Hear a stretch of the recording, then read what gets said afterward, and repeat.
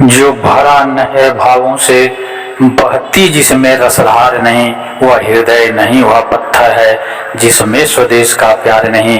प्यारे बच्चों, हमें आगे ले जाने की जिम्मेदारी इस देश की नहीं है, बल्कि हमारी जिम्मेदारी है कि हम अपने देश को आगे ले जाएं।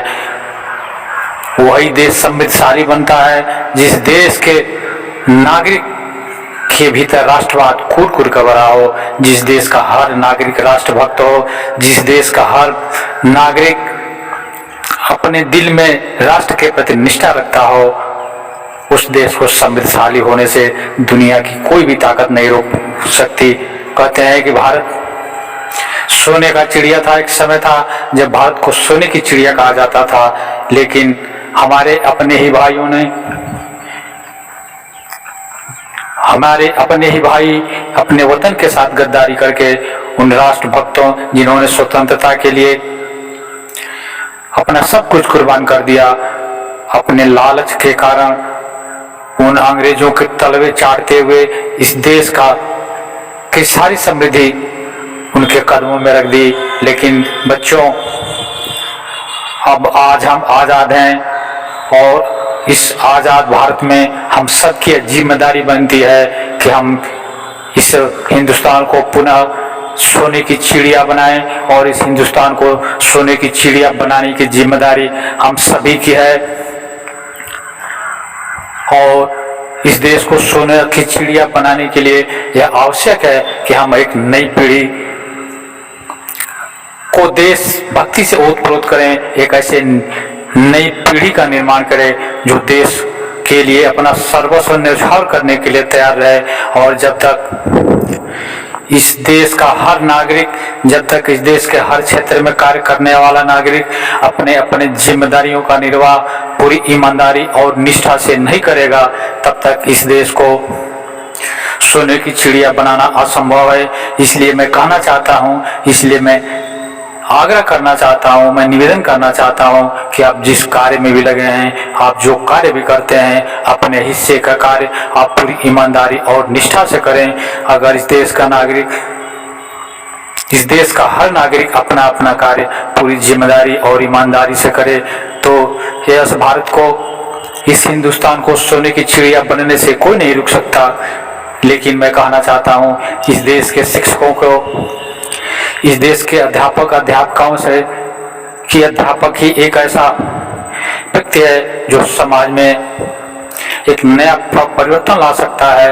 वह अध्यापक ही वह व्यक्ति है जो इस देश के आने वाली पीढ़ी के मन में कूट कर देशभक्ति और निष्ठा और ईमानदारी का बीज डाल सकता है। और जब जिस दिन इस देश का बच्चा इस देश के प्रति समर्पित हो जाएगा, इस देश के प्रति निष्ठावान हो जाएगा, उस दिन यह भारत एक समृद्धशाली देश बन जाएगा, जिसका मुकाबला दुनिया का कोई भी देश करने में अपने को असमर्थ पाएगा। इसलिए मैं आप सबसे कहना चाहता हूं कि आप अपने भीतर एक ईमानदारी, एक निष्ठा और इस राष्ट्र को आगे ले जाने के बीज डाल करके अपने भीतर एक ऐसे भारत का निर्माण करें जिस भारत में सारे लोग सुखी हो, सारे लोग संपन्न हो, हर जगह न्याय हो, कहीं किसी के साथ अन्याय न हो, और जातिवाद, धर्मवाद, भाई भतीजावाद, संप्रदायवाद से ऊपर उठ करके इस देश के लिए दिन रात काम करें, बिना थके काम करें। क्योंकि हिंदू, मुस्लिम, सिख, ईसाई ये सब इसी भारत माँ के सपूत हैं। इस भारत माँ ने सबको अपने ऊपर आश्रय दिया हुआ है, सब इस भारत माँ के बेटे हैं। इसलिए आपस में अपने भाइयों को धर्म और जात के नाम पर सताना, उनके साथ अमानवीय व्यवहार करना, धर्म और जात के नाम पर झगड़े करना, यह सर्वथा अनुचित है। सभी आपस में भाई भाई हैं, और किसी भी देश का समृद्धि इस बात पर निर्भर करता है कि उस देश के नागरिकों में आपस में कितना प्रेम और विश्वास है। बिना प्रेम और विश्वास के कोई भी राष्ट्र समृद्धशाली राष्ट्र नहीं बन सकता। और सबसे महत्वपूर्ण भूमिका इस देश के नौनिहालों की है, क्योंकि आज के बच्चे कल के भविष्य हैं। इन बच्चों के भीतर हम जिस तरह का बीज डालेंगे, इन बच्चों के भीतर हम जिस विचार के बीज डालेंगे, आने वाला भारत का निर्माण भी उसी आधार पर होना तय है। और इसमें इस भारत के शिक्षकों की और शिक्षिकाओं की भूमिका महत्वपूर्ण है। इसलिए मैं आह्वान करना चाहता हूँ इस देश के सभी शिक्षक और शिक्षिकाओं से कि आप पूरी योग्यता का परिचय देते हुए आप इन बच्चों के भविष्य के निर्माण में, इन बच्चों के चरित्र के निर्माण में अपनी पूरी क्षमता लगा दें, ताकि यह हिंदुस्तान फिर से सोने की चिड़िया बन सके। कैसी विडंबना है कि जिस स्वतंत्र भारत के सपने महात्मा गांधी, सुभाष चंद्र बोस, खुद्दीराम बोस, चंद्रशेखर आजाद, भगत सिंह, राजगुरु और सुखदेव सरीखे क्रांतिकारियों ने देखा था, उसके देश में, उन्हीं के इस देश में उन्हीं के सपनों को तार तार किया जा रहा है। अपने निजी स्वार्थों के पीछे राजनेताओं द्वारा, पूंजीपतियों द्वारा, समाज के अधिकारियों और कर्मचारियों द्वारा समाज का शोषण कर इस देश की समृद्धि को अपने तिजोरियों में बंद करके देश को पीछे ले जाने का कार्य किया जा रहा है।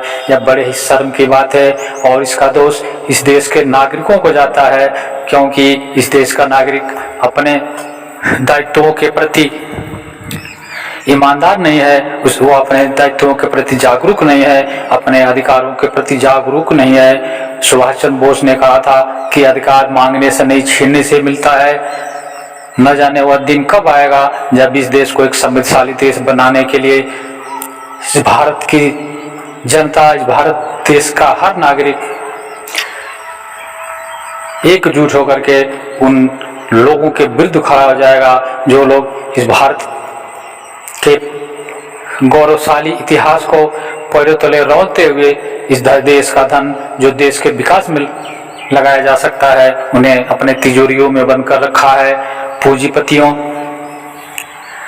ने इस देश के साथ बहुत बड़ा अन्याय किया और मैं ये कहना चाहता हूँ कि सारे पूंजीपतियों नहीं, क्योंकि इसी देश में बिरला जैसा भी पूंजीपति था जिसने इस देश की आज़ादी में अपना काफ़ी धन लगा दिया था, लेकिन अधिकांश लोग इस देश का शोषण करके अपने सारी सुख सुविधाओं के लिए आम जनता का शोषण करके इस देश को पीछे ले जाने का काम किया है। निश्चित रूप से उनके विरुद्ध एकजुट होकर खड़े होने की जरूरत है, ताकि सबके हिस्से का जो सुख है वह एक तिजोरी में न कैद हो जाए, बल्कि उसे जहाँ तक हो सके जितना भी हिस्सा है पूरे देश के, उस देश समाज के आखिरी व्यक्ति तक पहुँचना चाहिए। तभी सही मायने में हम आज़ादी का बिगुल बजा सकेंगे, तभी हम सही मायने में आज़ाद हो सकेंगे।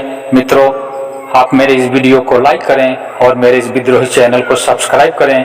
मिलते हैं अगले वीडियो में एक नए विषय के साथ। तब तक के लिए नमस्कार, जय हिंद, जय भारत, वंदे मातरम।